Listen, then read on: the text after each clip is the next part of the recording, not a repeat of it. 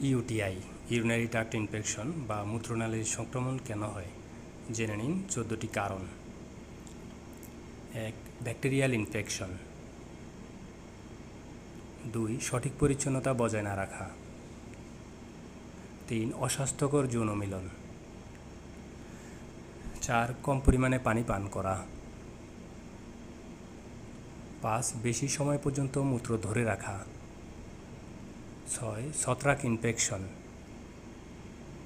7. যৌনাঙ্গ পরিষ্কার এবং শুকনো না রাখলে। রোগ প্রতিরোধ ক্ষমতা কমে গেলে।